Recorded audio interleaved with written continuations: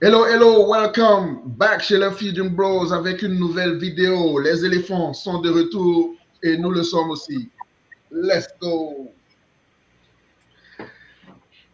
Alors, de retour avec une nouvelle vidéo avec les Fusion Bros. Merci beaucoup de nous suivre. Comme d'habitude, laissez-nous un like et puis abonnez-vous à notre page. Aujourd'hui, on parle tout sur l'équipe de Côte d'Ivoire, les éléphants. On va parler des deux matchs qui se sont passés pendant la trêve internationale et puis en guise de préparatifs pour la Coupe du Monde. Voilà, donc voilà, il faut qu'on réagisse, il faut qu'on voit l'état de notre équipe aujourd'hui. Et puis voilà, et let's go, sans plus tarder, on y va, on y va, on y va, on y va. Alors les gars, deux matchs, euh, de la Côte d'Ivoire, premier match contre la Corée, deuxième match contre l'Écosse, deux victoires. On a vu de nouveaux joueurs, on a vu pratiquement bon, une nouvelle équipe, si vous voulez, dans l'ensemble. Je ne vais pas revenir sur la liste qui a fait polémique un peu encore, comme d'habitude. Hein. Vous en avez déjà parlé. Si vous voulez savoir ce que les gars ont dit sur cette liste-là, regardez dans notre page. On pourra peut-être même mettre un lien aussi de cette vidéo-là dans les commentaires. Voilà, pour que ce soit plus facile. Mais ouais, mais je pense que depuis lors, il y a eu le forfait de Yann Diomandé et puis le grand retour de Pépé Ouais, qui moi, m'a surpris.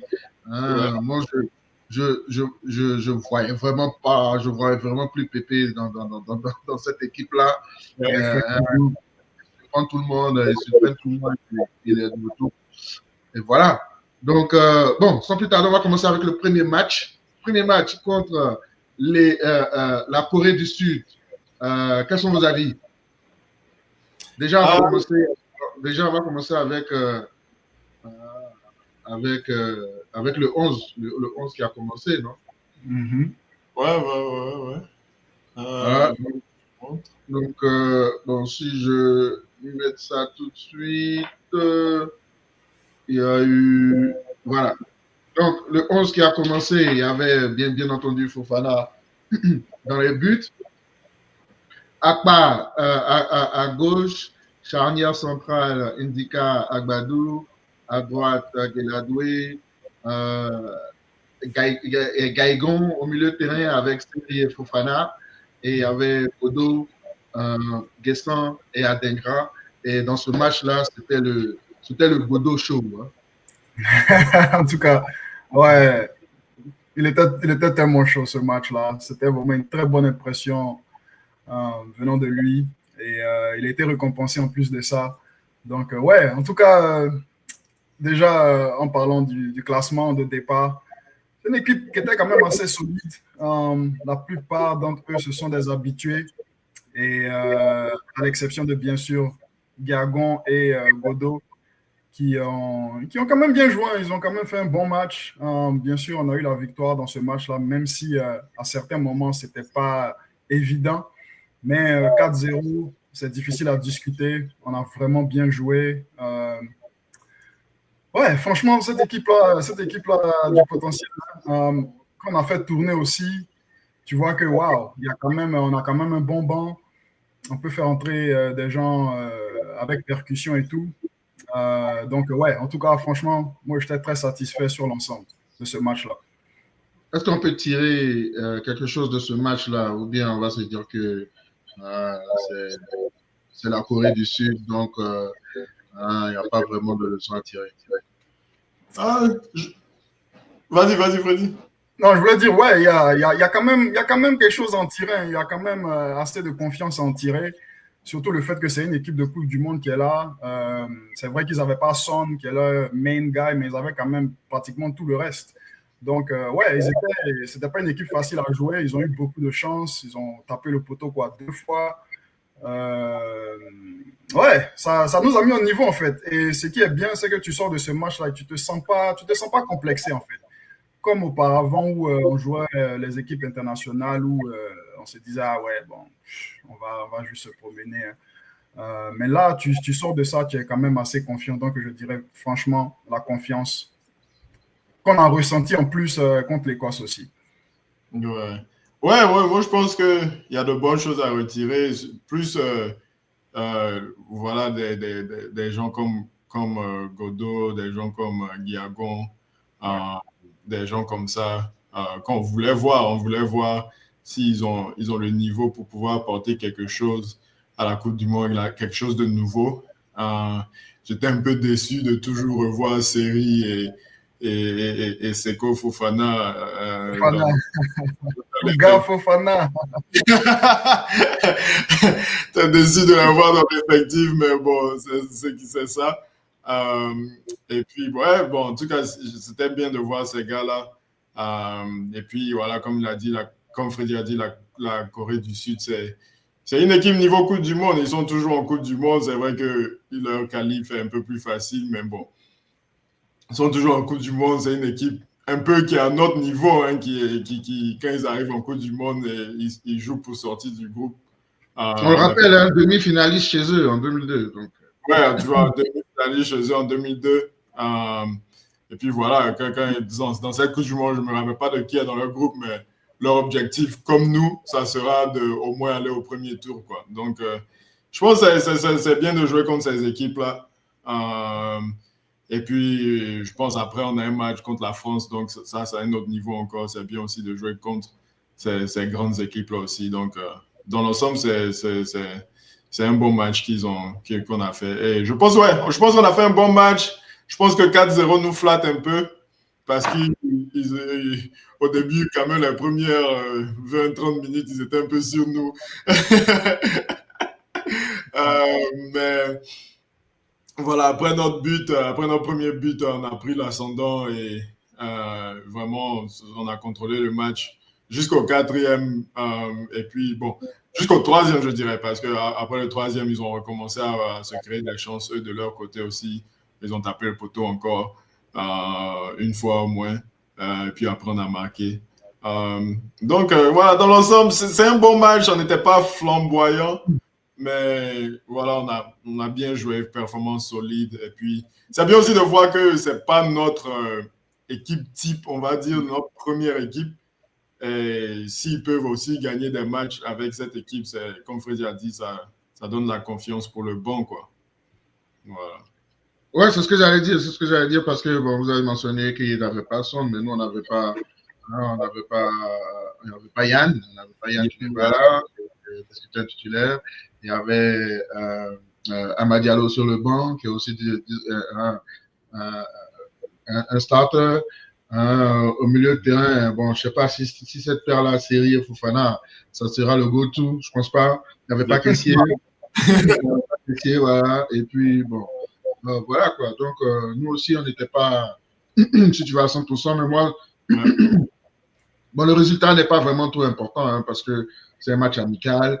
Je pense que, pardon, je pense que dans ce genre de match-là, c'est plutôt la prestation qui importe, c'est plutôt comment les joueurs se comportent sur le terrain, surtout les nouveaux qui sont venus.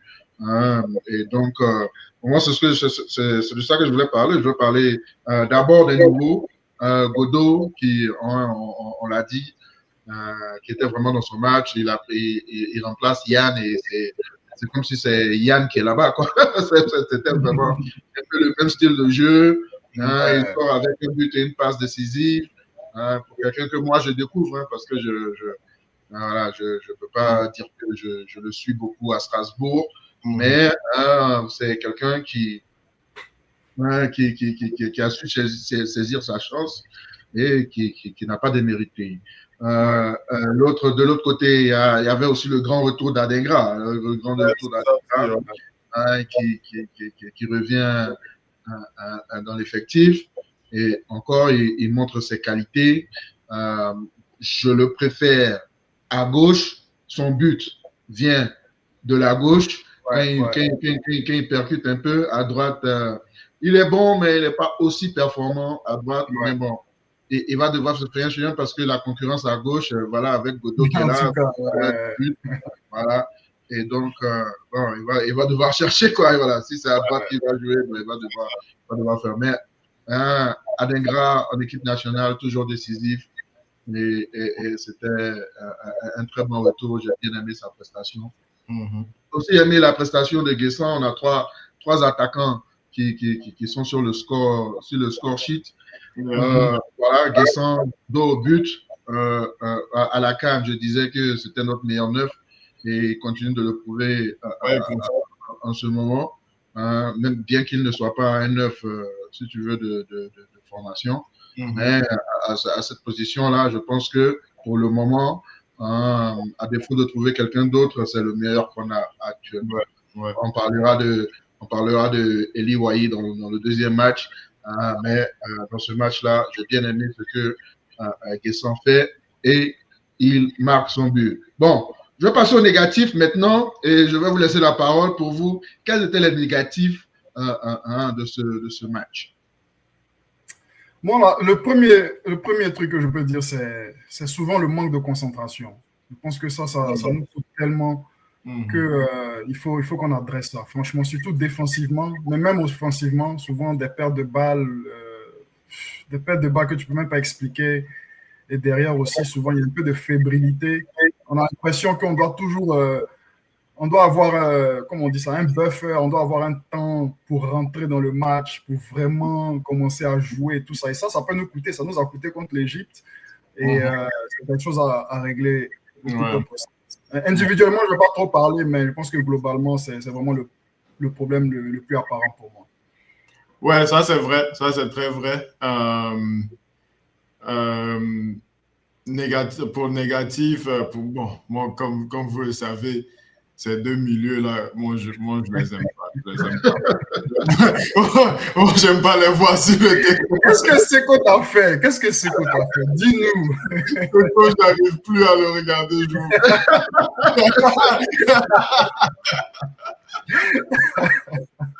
Donc, j'espère vraiment qu'on ne va pas les voir, en tout cas titulaires. Peut-être ils seront dans la squad. Parce qu'en plus, c'est quoi? Je pense que c'est 26 joueurs maintenant hein, pour l'équipe.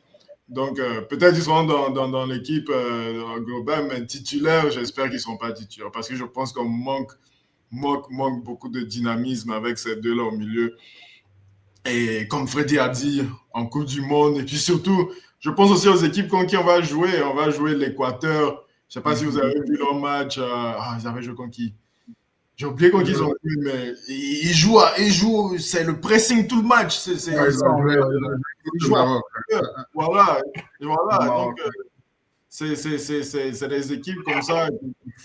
Il faut pouvoir courir avec l'Allemagne aussi. C'est l'Europe, c'est le jeu européen. Si tu regardes aussi le championnat allemand, c'est 100 à l'heure aussi. C'est rapide, c'est intense. Et ils auront sûrement un jeu similaire. Voilà. Donc, il faut un milieu qui peut courir. Il faut des gars qui sont mobiles, des gars qui sont fit, des gars qui sont en jambes, qui ont les matchs dans les jambes. Et voilà. Et je pense que ces deux-là, ça ne sera pas ça. Ça ne sera pas ça du tout. Ouais, moi je suis d'accord avec vous. Pour moi, c'est l'entame du match.